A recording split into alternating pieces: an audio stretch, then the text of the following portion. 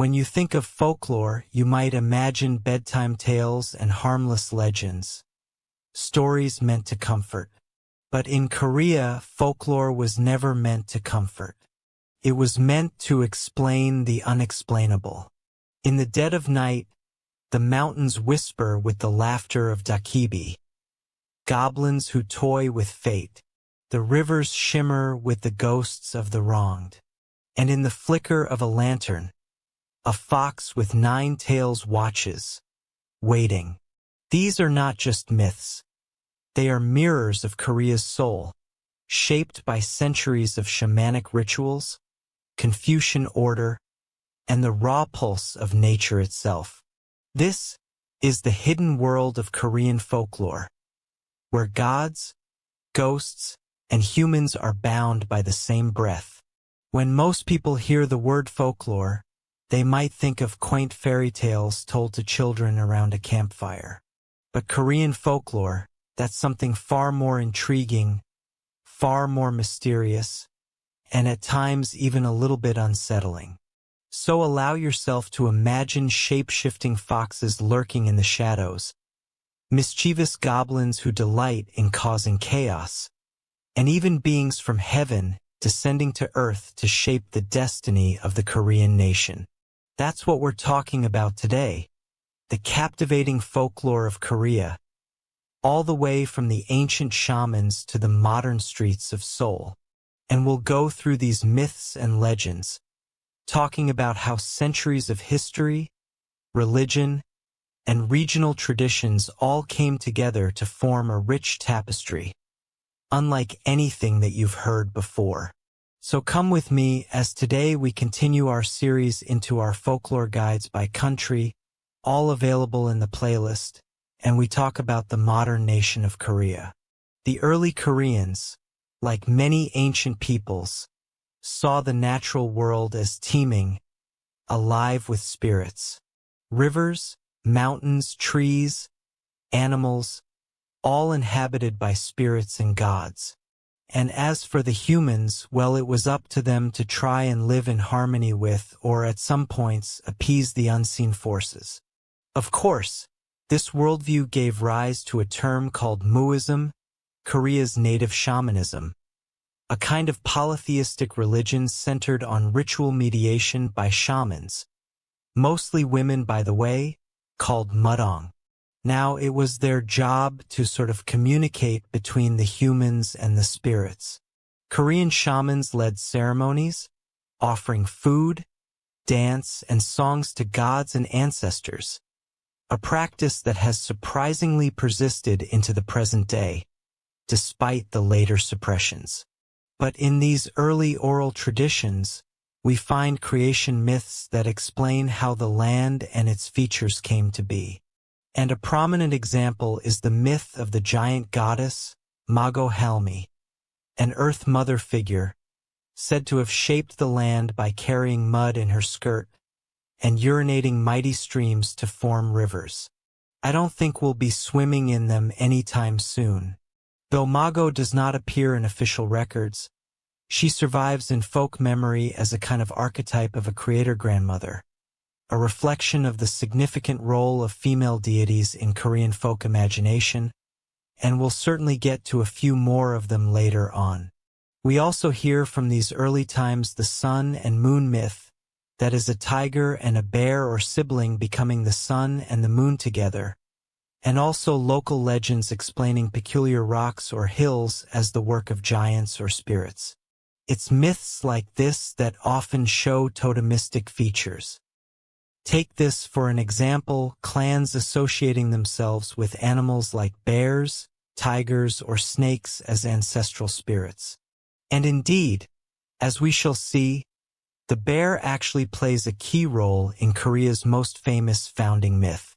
But all truth be told, Korea's earliest folklore was indeed rooted around this shamanism and nature worship, providing a spiritual narrative for a world not yet mapped by historical dynasties.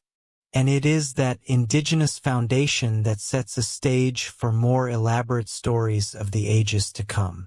Now I suppose we better start with the story of Dangun Wangyam. That kind of marks the dawn of Korean mythology and the birth of the first Korean kingdom. According to legend, first recorded in the 13th century chronicle Samguk Yusa, that is memorabilia of the three kingdoms, Dangun was the son of a god and a mortal, and became the founder of Gojoseon, that is often called Old Joseon, Korea's earliest kingdom. Now the myth itself is quite captivating. Hwanin, the Lord of Heaven, had a son named Hwanung, who yearned to live among humans. Hwanin permitted Hwanung to descend from heaven, gifting him the three heavenly seals as tokens of divine authority. Accompanied by spirits of wind, rain, and clouds, Hwanung and his retinue settled on Mount Taebaek, under a sacred sindansu, that is a divine altar tree, establishing a heavenly city on earth. The scene of a god-king bringing order and culture to the human world is Korea's equivalent of a descent from heaven myth, therefore laying a theocratic foundation for kingship. You'll find plenty more of these in different cultures. Well, even modern-day North Korea has their own descent from heaven myth, which is quite interesting. Well, now we enter the famous bear and tiger episode, often the first Korean myth told to children. In those days, a bear and a tiger sharing a cave longed to become human. Hwanung accepted their plea, but he gave them a test. They received a bundle of mugwort and garlic, and were instructed to eat only this sacred food, and to avoid sunlight for 100 days. The tiger grew impatient, and failed to endure the cave's darkness. But the bear persevered. And so after 21 days, the bear was miraculously transformed into a woman, whereas the tiger, who couldn't hold out, remained an animal. Now the bear woman, called Nayo, by the way, was grateful, but soon felt quite lonely. You see, she had no companion. Before she had the tiger around, but now she was a human, and well, communication must have been a little bit difficult. So she prayed under the divine tree for a child. Hwanung was moved by her devotion and decided to take her as a wife, and their union produced a son, that son being called Dangun Wangyam. Thus, Dangun's very parentage symbolizes the union of heaven and earth, a celestial father, and an earthly, formerly ursine mother. Now, this motive of a sky god marrying an earth figure, often a bear or other animal turned human, recurs in other Asian myths, and world is a classic founding myth pattern. No one really claims that it's unique to their own culture. I suppose stories like this travel along trade routes and things like that. Everything gets changed to suit a local narrative. Now, as for Dangun, he grew up eventually, and he became the first king of Joseon, establishing his capital at Aesadal, and by tradition founding the kingdom in 2333 BCE. The legend states that Dangun reigned for an astonishing 1,500 years, during which he moved his capital several times, from Pyongyang to mountaintop Aesadal and back and forth again. Eventually, a new figure from Chinese lore, called Qijia, or Jizha in Chinese, was appointed by the Chinese Zhou dynasty to govern the region around 1122 BCE. At that moment, as the myth recounts, Dangun did not simply vanish. Instead, he withdrew back to Mount Aesadal and became a mountain god at the ripe age of 1908 years old. So, in other words, Korea's founding father turned into an immortal guardian spirit of the land, worshipped by later generations as a kind of deity of the mountains. This end of the story is rich in symbolism. Dangun's mortal rule ends as political authority shifts, but he transcends into a spiritual realm that indicates the endurance of native beliefs, even as new regimes rise and fall. Of course, the Dangun myth is the treasured genesis of the Korean nation, so much that it has been called the first sovereignty myth of Korea. It provided ancient rulers and modern nationalists, too, a divine mandate. The Korean people were indeed the children of heaven through Dangun, legitimizing their unity and their independence. Yet, critical analysis reveals layers behind the legend. Scholars do note that the story preserves memories of old totemic clans, a bear totem clan, and a tiger totem tribe, which failed the trial, interacting with an incoming heavenly cult, Wanung's lineage. And so, in fact, the tale could encode a historical alliance. The, quote, divine city of Wanung's followers merging with a local bear-worshipping tribe to form a new kingdom. The tiger's failure may symbolize the exclusion or defeat of another clan.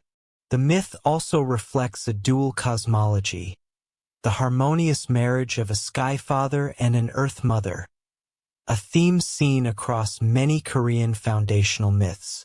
And we'll see a few other examples soon. We're not quite done with them. But it is intriguing, too, that Samguk Yusa, the Kwa, a rather Goryeo-era text compiled by a Buddhist monk, is our earliest source for Dangun. The more official Samguk Sagi, 12th century, barely mentions Dangun at all, instead favoring a later Chinese sage as Joseon's founder for a more rational history. Will this omission and later rediscovery of Dangun show how historical biases can suppress folklore? You see, the Confucian scholars downplayed what they considered to be myth, while later writers revived it to celebrate Korea's indigenous heritage. But despite the questions of veracity, i.e. there's no archaeological evidence of a Bronze Age demigod king living to 1900 years old, the Dangun legend has had very real cultural impact. It remains honored in rituals.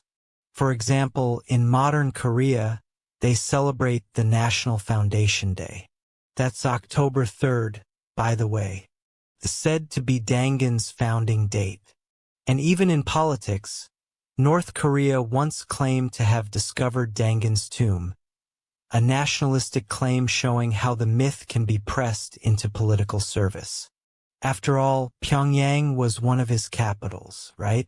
So really, the tale of Dangun shows the genesis of the Korean identity. It's half myth, half history, but it's 100% revered. So let's move forward in time a little bit, and we get to the era of the Three Kingdoms. Yes, Korea had a Three Kingdoms era as well. For them, it was the 1st century BCE to the 7th century CE. We have Goguryeo, Baekje, and Silla, and also the Confederacy of Gaia. Now, each of these ancient states had its own founding myth, which with its own supernatural portents and miraculous births, each of them serving to legitimize the royal lines. These myths were recorded in sources like Samguk Jusa, and even the official Samguk Sagi, which, while generally factual, did summarize some foundation legends. Here's a common thread.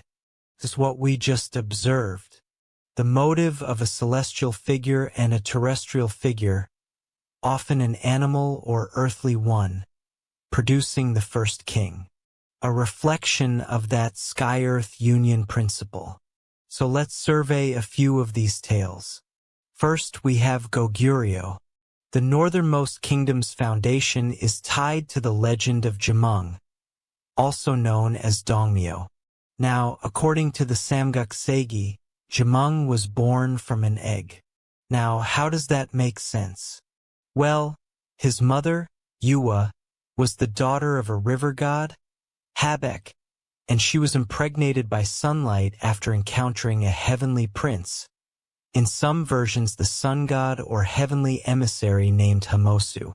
Yuwa laid a large egg from which hatched a boy of prodigious ability, and he was named Jamung. Well, once he grew up, Jemung was an adult and proved to be an unmatched archer, and actually his name, by the way, means skilled archer. So he fled a jealous foster father, leading followers to the remote region of Goguryeo. In a famous anecdote, when Jemung was pursued to a river, animals formed a bridge to carry him across, nature itself aiding the heaven-born warrior. Jemung established Goguryeo and became his first king, revered as the Dongmyang Songwang, the long word in Korean. We can just say the Holy King of the East. Well, the myth served Goguryeo kings by asserting divine paternity, a sun god, and extraordinary omens at their kingdom's birth too. Interestingly, Jemung's story doesn't end with him. It branches out into other myths. One Goguryeo offshoot is the legend of Jemung's father, Haimosu, and another egg-born hero, Gunhwa, who ruled Barrio, showing how interwoven these narratives really are. And then we have Beeksh, a southwestern kingdom. It shares its roots with Goguryeo, and it was said to be founded by Anjo, the son of Jemung. Thus Beeksh's legend is less fantastical about Anjo himself. He's simply a prince who migrated south. That is, but Beeksh did have a colorful myth regarding Jemung's mother and half-brothers. In folklore, Jemung's son Biryu and others had episodes that explained names of localities, though these are lesser known. So for brevity we must say that Beeksh's foundation myth is often subsumed under Goguryeo's narrative. They kind of get thrown into the same basket. However, equally, Beeksh folklore is rich in other areas, like the story of King Munju's daughter who became a spirit, or various temple legends under Buddhist influence. It's worth noting that Beeksh, like the others, likely had a totem origin idea too. Their royal family came descent from Bio's heavenly line, linking back to Jemung's sun godfather. Next we have the kingdom of Silla, that is, think of it as southeastern Korea roughly, but is perhaps the most elegant founding myth. Its first king, Park Hyogyo Sae, was said to have hatched from a bright white egg, as the story goes, depending on the telling of it, but essentially the chiefs of 6 villagers in the Jinhan Confederation, which was pre-Silla, saw a miraculous light and a white horse on a hill. Well, of course, approaching it they found a large egg, from which a baby boy emerged, and it was Hyogyo Sae. The infant spoke and radiated charisma. By the age of 13 he was made king of the United Tribes. Now as for that name, Hyogyo Sae, it roughly means bright world, signifying that he would bring light or renewal. Simultaneously, a beautiful girl was discovered born from a dragon, or sprung from a well, depending on what account you get. Now this girl, Aryong, became Hyogyo Sae's queen. And again we see the pattern. Hyogyo Sae is associated with a heavenly marvel, light from above, and an egg. While Aryong is linked to the earth, a well, a sacred water source, a dragon of the land, and in fact Aryong's name literally means princess of the well, and wells were revered in Silla as sacred sites of life. Now as for the marriage of Hyogyo Sae and Aryong, it thus united the sky and earth symbols to found Silla. But the tale didn't stop at their birth. Two anecdotes tell of Hyogyo Sae's death, and when he died, his body mysteriously disappeared, leaving only pieces of his rib, which were buried separately. And a giant snake prevented the king and queen's remains from resting together. An eerie ending that is a rare example of a burial myth in founding legends. But this part has invited analysis. Maybe it encodes a ritual or a local deity. The snake itself might symbolize an earth spirit claiming part of him. In any case, Scylla's foundation myth, preserved in Samguk Yosei, was taken seriously enough rather, that later kings traced their lineage to Hyogyosei's line, that is the Park clan, even though political power shifted to the Kim clan in the later centuries. Scylla produced other myths too. The origin of its 4th century queen Aryong, that is different from the first queen by the way, just the same name, or the tale of King Kim Lg. A golden box containing a boy descended from heaven was found in a forest by a horse, from which the Kim lineage sprang. In any case, each tale reinforced the notion that Scylla's rulers had this divine favor. Well, next we have Gaia, or the Garrick Kingdom, which was a smaller confederation contemporary with the Three Kingdoms, and it had one of the most transnational myths. King Kim Su-du, the founder of Gumwon Gaia, was said to have transcended from heaven as one of the 6 princes born from golden eggs sent by heaven, similar in motive to Scylla's egg by the way. The most intriguing part, however, of Gaia's lore is the story of Queen Hyohwang-ok. She is said to have been a princess from a distant land called Ayodhya, often identified with Ayodhya in India.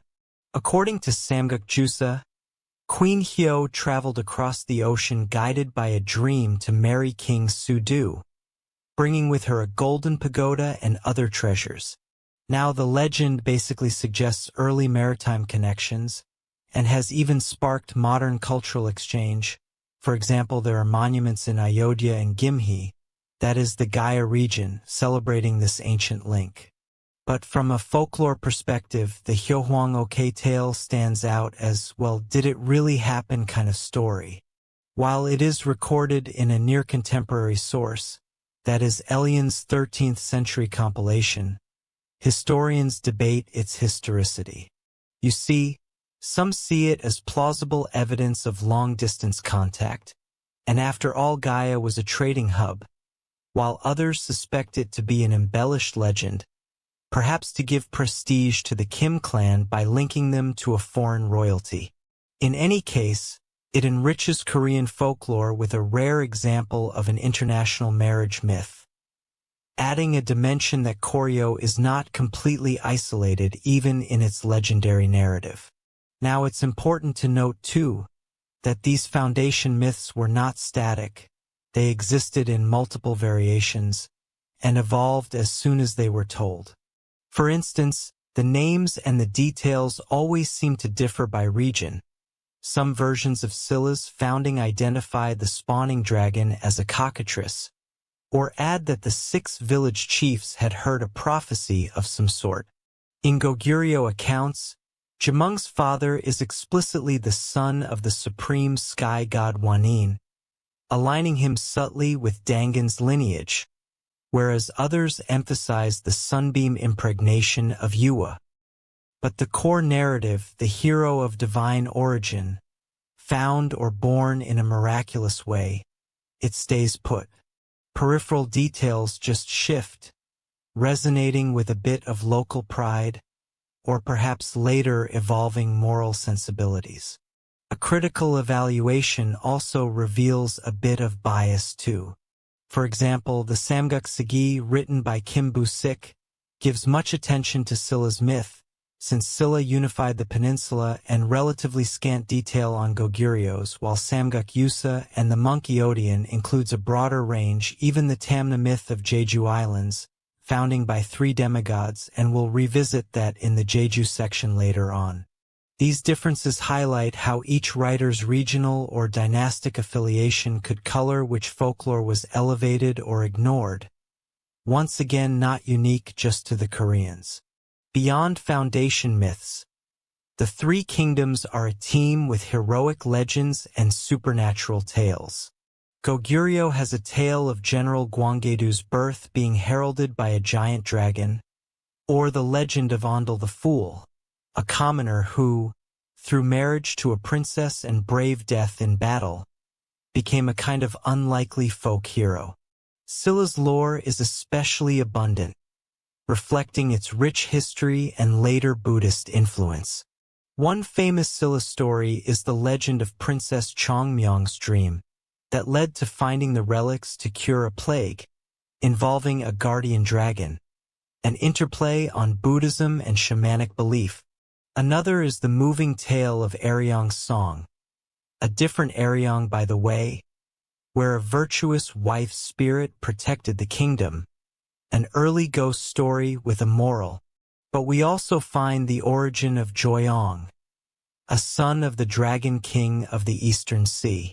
In late Silla, Joyong found his human wife being seduced by a smallpox spirit, but instead of fighting the spirit he sung and danced, forgiving it in the end, which made the spirit flee in shame. Now this gave rise to the Joyong Mu dance, and the custom of painting Joyong's smiling goblin-like face on doors to ward off evil. The story is quite striking too. It's a blend of shamanism, warding off diseased demons, with a courtly art form. Joyong's dance became an established ritual, but it also shows how a new narrative can form in a syncretic environment. Joyong is associated with smallpox lore, and had the idea that red bean porridge could appease or repel demons. Indeed, a related legend from later times said that villagers offered patchook, that is, red bean porridge, to dokkaebi to persuade them to build a protective dam, reflecting a broader belief in red beans' power against evil. Now, as Buddhism spread, the folklore of this era began absorbing the Buddhist motifs, and we start seeing bodhisattvas and arhats in legends, temples built on sites revered in monks' visions, or Buddhist saints tame angry spirits. The Samgakkyusa, being compiled by a Buddhist monk, preserves many such accounts. For example, the story of Wanhyo, a famed monk, has a legendary episode where he survives a night in a tomb by mistakenly drinking brackish water from a skull, a parable about enlightenment. Or the tale of a Silla monk, Maya Gilsang, carving a miraculous statue guided by a dream. Buddhist miracles like moving pagodas, talking statues, or protective sutras, turning away arrows, became part of a folklore. These are less mythic founders and more religious legends, but they are enriched the tapestry and coexisted with older shamanic elements.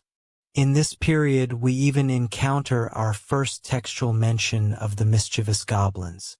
Samgakkyusa recounts the tale of Lady Dawa and the bachelor Byong, in which a Silla princess loves a Byong, a spirit or a goblin, and tragedy ensues.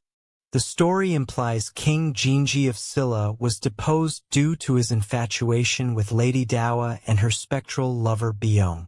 The term Byong later became synonymous with goblins, by the way, dokkaebi. This is arguably the earliest recorded story of this kind, and shows a belief in such spirits were present in the royal capital by the 7th century. So it is through these examples that we see during the Three Kingdoms era folklore served a state-building and spiritual function.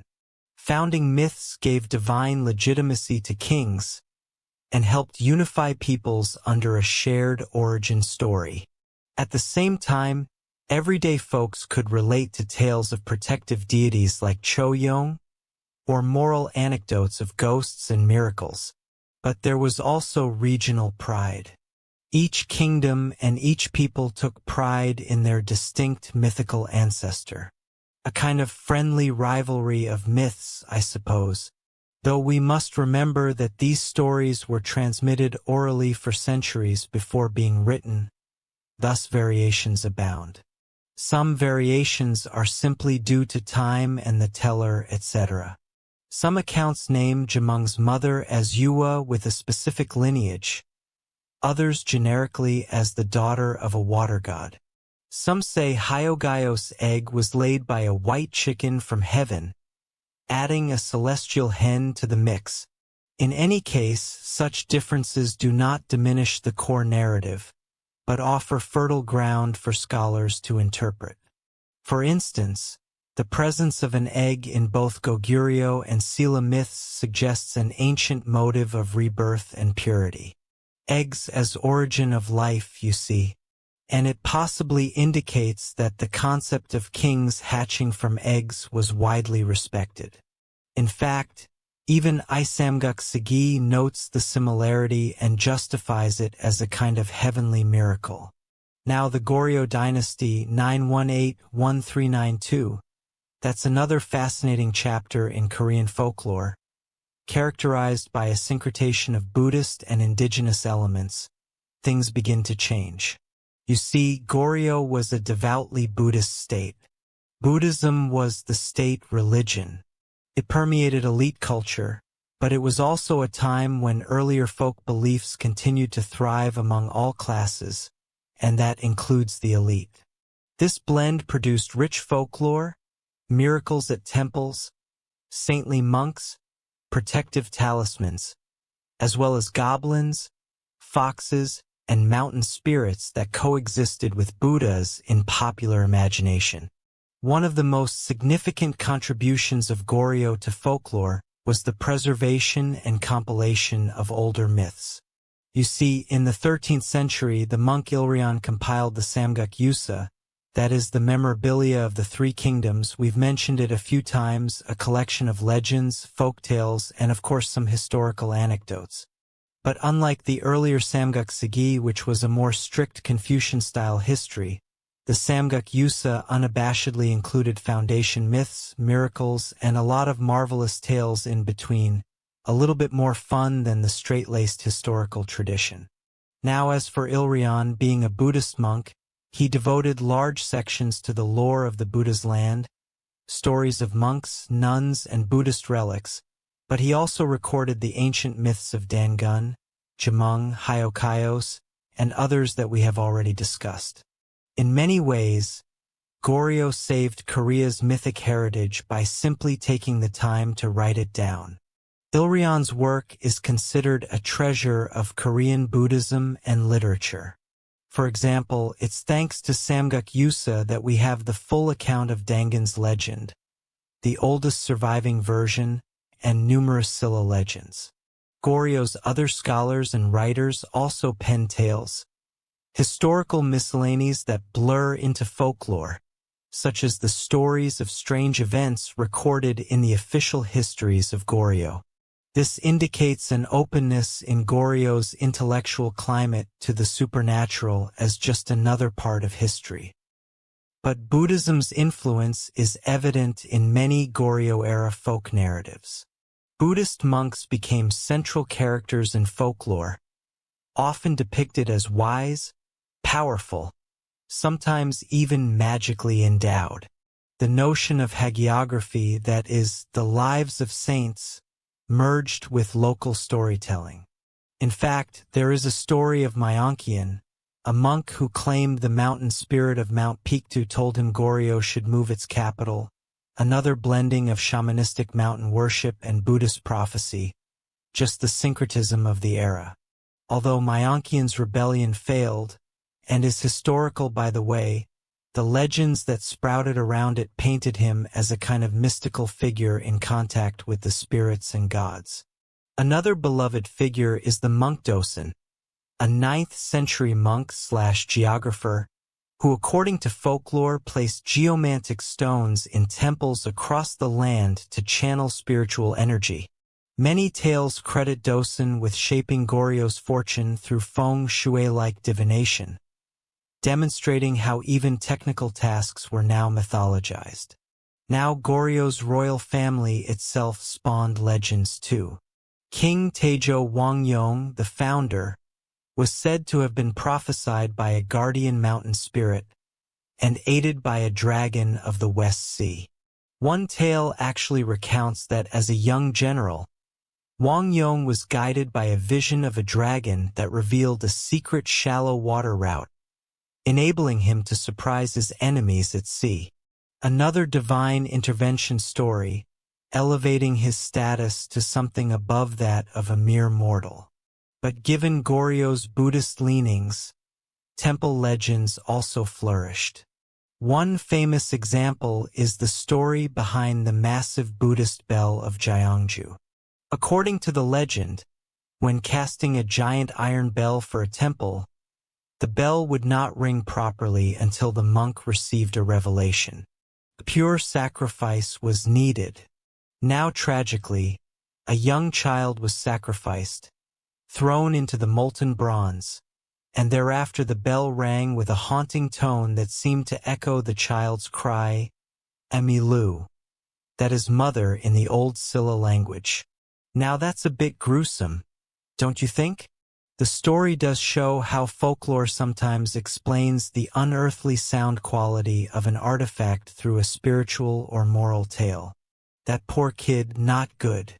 The key elements, that need for a sacrifice to appease the spirits of metal, eco-shamanistic practice.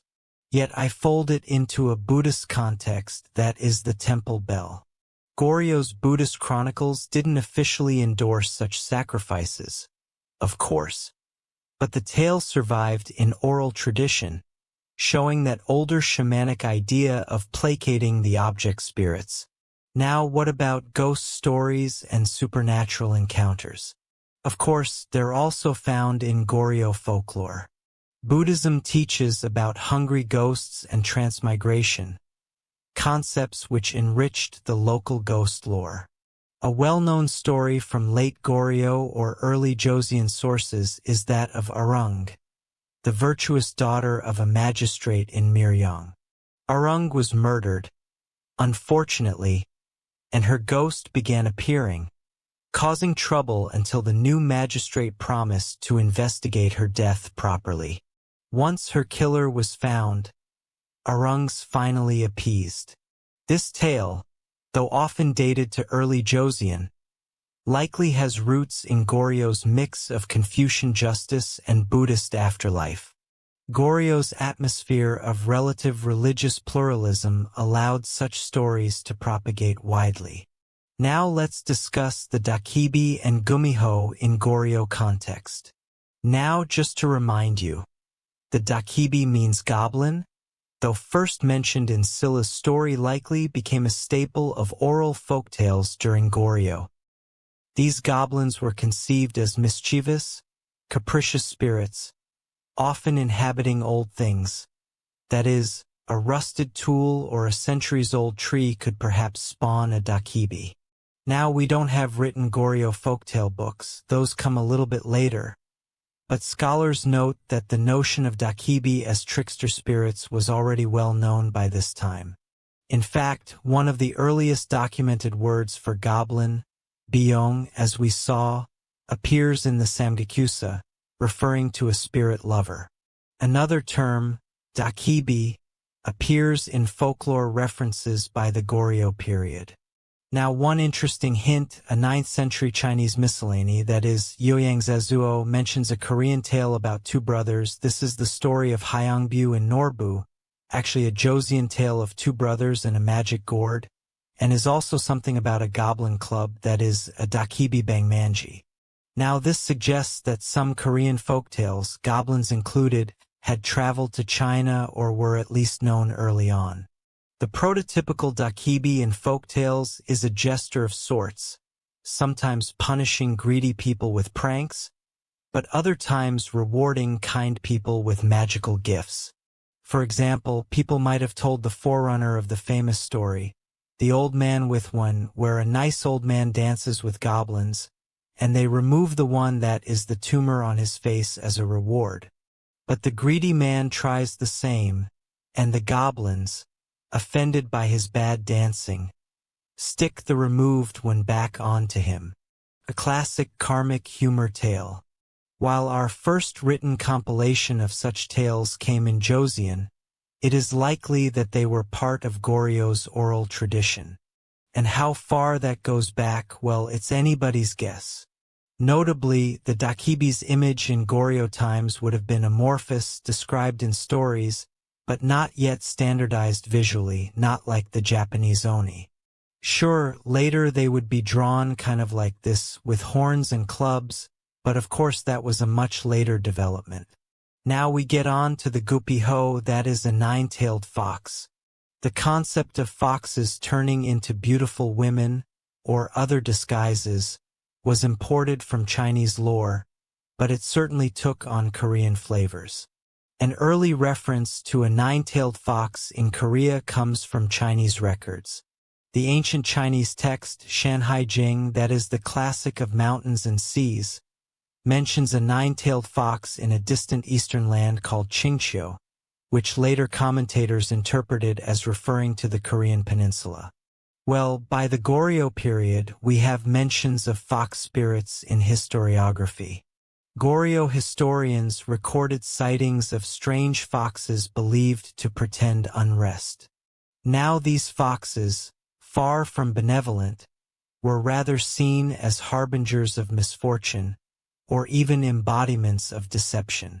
One Goryeo tale speaks of a fox that could mimic a human's voice to lure people, an eerie forerunner of many later stories. Yet interestingly, not all fox spirit tales were negative in the early times.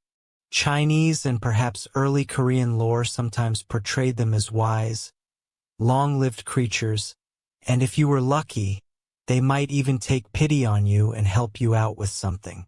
A remnant of this appears in Korean tradition with stories of kind gumiho being tricked by cruel humans.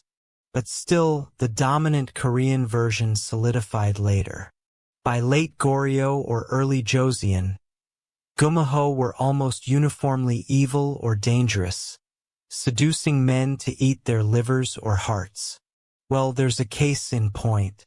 The story attributed to the early Joseon writer Kim Si-seop, who lived just after Goryeo.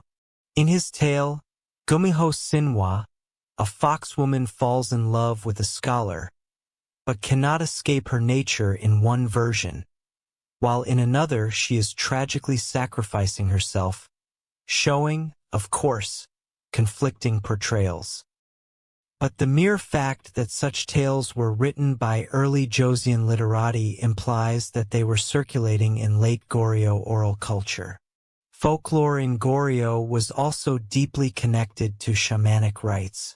Often under the patronage of Buddhism, the royal court itself engaged in rituals that, while cloaked in Buddhist language, were essentially shamanistic, like praying to mountain spirits for rain, or inviting temple monks to perform exorcistic dances.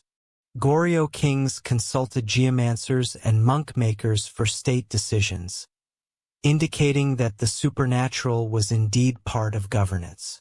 And these practices birthed their own legends. For instance, a court monk's successful rainmaking could become legendary, even if it was just a bit of a coincidence.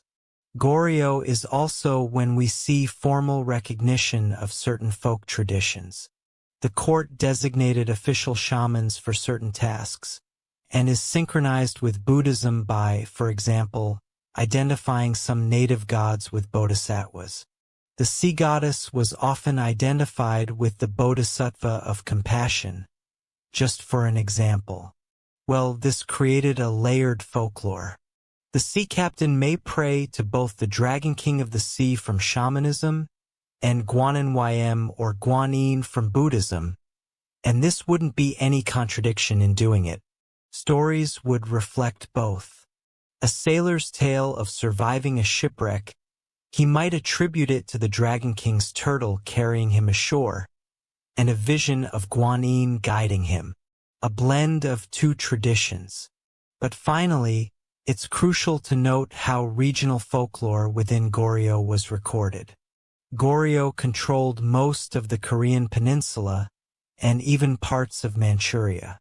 It inherited local legends from former Beach and Goguryeo lands. Many Samguk Jutai entries are basically Goryeo retellings of local myths. For example, the miraculous youth of Nongsan's story, or the origin of Yurisan, that is, Mount Yuri. These entries often start something like, in the town of so-and-so, there was a legend that so-and-so, things like that, and that shows how local origins persisted and were finally written down by the likes of Il Jayan. Here's another example. Samguk Juicer tells of a smallpox goddess, Lady Manura, whose origin story explains why offerings are made to her to protect children. Smallpox deities were widespread in East Asia. Goryeo folklore localized it, tying it to maybe a historical figure's deified form. And that was recorded too, giving scholars insight into how folk religion addressed these kinds of epidemics, or puts it into something they can understand. Another example from Il Jian is the story of General Seo Hei tricking the kitten by invoking a mythical shared ancestor, Tangan, which is more of a historical anecdote than folklore. But in how it's told, it certainly shows reverence for myth in diplomacy, that's for sure. Well, with the advent of the Joseon dynasty in 1392, Korea underwent a bit of an ideological shift. The rulers embraced a kind of Neo-Confucianism as a state orthodoxy, and that favored rationalism, hierarchy, and above all secular governance. As for Buddhism, that was suppressed. Monasteries were closed, moved to remote areas in the most generous of cases, and anything deemed superstitious, that includes shamanism and folk rites, were frowned upon by the elite. On the surface it might sound like a death knell for folklore, when indeed the Confucian scholar officials so many folk beliefs as unseemly, or even harmful. Well, this was not going to be conducive to the new moral order. So all they decided to do is take steps to stamp them all out. Yet paradoxically, the Joseon era is also incredibly rich in recording the evolution of folklore. Now, how does that make sense? Let me explain. Essentially, while officialdom tried to eliminate or control folk practices, the common people, and even some literati, some gentry in private, continued to practice them. Many educated individuals began compiling folk tales as literature or curiosities. The result is a dynamic tension, suppression on one hand, and an outpouring of folk creativity, often underground or informal on the other. So first of all, we have shamanism, the indigenous faith. It bore the brunt of the Joseon suppression.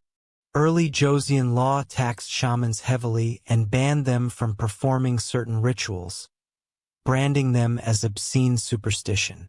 The government periodically rounded up the shamans, the mudong, and even expelled them from the capital. A bureau was even set up to catalog and monitor them. Can't get away with anything anymore. Can't you?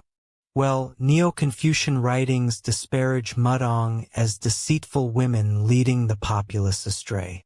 But despite this, shamanism proved to be resilient. It survived by going underground or adapting. Royal and aristocratic families would publicly eschew shaman rites, but privately they still consulted fortune-tellers or sponsored exorcisms during epidemics, with a knowing wink that it was just tradition. Well, among the common folk, life events, weddings, births, funerals, they often still involved shamanic ceremonies. They always did. Maybe they always will. Folklore in this period reflects an interesting duality. Outwardly, written stories might satirize shamans, but the continued existence of those stories indicates shamans' presence. For example, a common character in Joseon anecdotes is the Mayasung, a female shaman often portrayed comically or as a foil to a clever Confucian scholar, yet always in a way that acknowledges that she's still part of the society. Well, one of the richer sources of Joseon folklore comes from the Yardam, or unofficial story collections written by the learned literati gentlemen. These Yardam were short tales or anecdotes, sometimes factual, sometimes pure fiction, most of the time somewhere in the middle. They often included ghosts, foxes, goblins, miraculous events, and the more of these they included, well, the more they sort of lent more towards the fiction. But they stand in as a reference to real-life people and events, I suppose. Now, curiously, even as the Confucian ideology reigned, these educated authors enjoyed their and recorded tales of the supernatural, perhaps viewing them as harmless entertainment or moral fables rather than religious truth. We take, for example, Yu Mengyin, a 17th-century scholar who compiled the O Yardam, filled with ghost stories and strange occurrences that he had heard from people. One story tells of a gumiho who had lived as a faithful wife to a man. Remember that as a fox spirit, right? Only to be discovered when hunting dogs sensed her. A tale that elicits both fear and pity for the fox woman, suggesting a more sympathetic twist in an otherwise frightening trope. Another tale might involve a dokkaebi's hat, which grants invisibility, being stolen by a cheeky protagonist. Stories like this serve multiple purposes: entertainment in social gatherings, moral lessons, or just simply as a record of strange happenings. Now, under the Neo-Confucian influence, filial piety, loyalty, and chastity became key virtues. We see folklore being reinterpreted to emphasize those values. A classic example is the ghost tale of Chunyang, where a faithful wife's spirit helps to bring her unfaithful husband to justice, aligning the supernatural with the Confucian virtue. Or take the dokkaebi tales. Earlier folk tales were just often humorous or scary, but in Joseon compilations they sometimes take on a moral quality.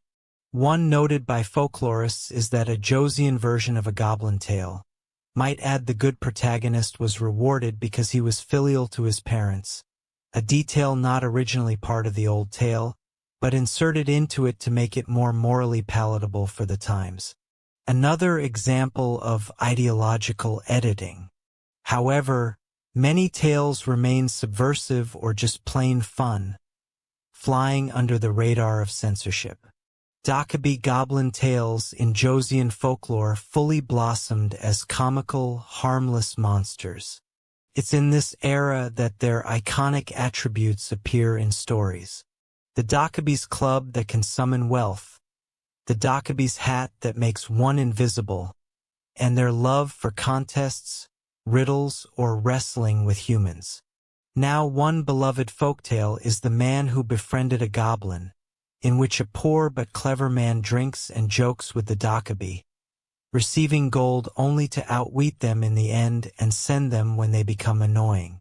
They often portray dokkaebi as goofy and gullible, rather than truly fearsome, reflecting perhaps an increased psychological distance. People were less likely to actually fear goblins in the late Joseon age, but they enjoyed them as folklore characters, and indeed by this time the image of the dokkaebi might even have been influenced by Japanese depictions. Late Joseon and early modern illustrations drew dokkaebi with horns and tigerskin loincloths, virtually identical to the Japanese oni. Mainly due to this cultural exchange and a little bit of later colonial influence perhaps. Now, as for ghost stories, they reach a peak in popularity during the Joseon period. They're usually spirits of those who died unjustly, or perhaps with lingering grievance. Joseon's strict social norms and often tumultuous events, wars, factional purges, etc., unfortunately provided many real tragedies which then birthed their own ghost legends. The aforementioned Arung story actually happened under early Joseon administration, and became so famous that Myeryong, the town, still holds an Arung festival. Another, the story of Jonghwa and Hungryong, tells of two stepsisters betrayed and murdered by their cruel stepmother. The ghosts haunt the village until a new magistrate investigates and punishes the evildoers. This tale, recorded in the 17th and 18th century, encapsulates Confucian morality with a chilling supernatural veneer. An evil step-parent, virtuous magistrate, filial daughters even in death. But it also shows how regional folklore carried on. Zhonghua and Hungryong's story is set in Gaipeng County, and likely was a local oral tale that made it into print because it resonated with broader values. Notably, these ghost tales serve as a social safety valve of sorts. In a rigid society where speaking out was difficult, stories about vengeful ghosts punishing corrupt officials or wicked family members provided a kind of narrative justice of sorts. Well, they weren't openly political, for they certainly carried an implicit critique. A bad magistrate might escape human law, but ghostly retribution could get them in the end. And then we have Confucian biases. Those are meant that some older myths were downplayed or rationalized. The Dangun myth, for instance, wasn't officially celebrated in Joseon's history. Yet Dangun was not forgotten among the people. There remained shamanic rites to Dangun in some regions, and a cult at a supposed shrine on Mount Taibik. Late Joseon Silic, that is practical learning, scholars, began to reappraise Dangun as well, as they searched for Korea's authentic past. By the 18th and 19th centuries, a nascent sense of Korean nationalism within some intellectual circles led to a renewed interest in indigenous lore. That includes the story of Dangun. We can certainly see it as a tug-of-war between official ideology and cultural identity. There's no other way to really frame it. But for most of Joseon, official records avoided fantastical stories. But near-contemporary sources like the 15th century annals of King Sejong did quietly record, for example, the sighting of a gui sin, a ghost or strange phenomena, often adding the note, people say something something, but who really believes it? Kind of an interesting half-acceptance. Not saying that they don't believe it. I suppose they're just dipping their toes in, testing the water. Now regionally we have Jeju Island, and during Joseon that retained much of its own unique folklore. While on the mainland certain provinces were known for particular tales. Let's look at the Hamhyong region that is in the northeast. They've got stories of tigers as mountain lords, reclusive goblins too. And then in the Honam region in the southwest, they were famous for their Panzori stories like Hongbu and Norobo. Their tale of two brothers, one kind, one greedy, involving a magic gourd from a bird, especially a folk tale with a moral story attached to it. Some Joseon folk tales often incorporate social satire. For example, the character of Mr. Byun, that is Byun Gangso, a cowardly person but a pretentious one too, who ends up getting scammed by a goblin implicitly mocking Yongban, who claim knowledge but have no substance. And then there are mask dance dramas. Popular folk entertainment, especially in late Joseon, directly lampooning the elite and the clergy.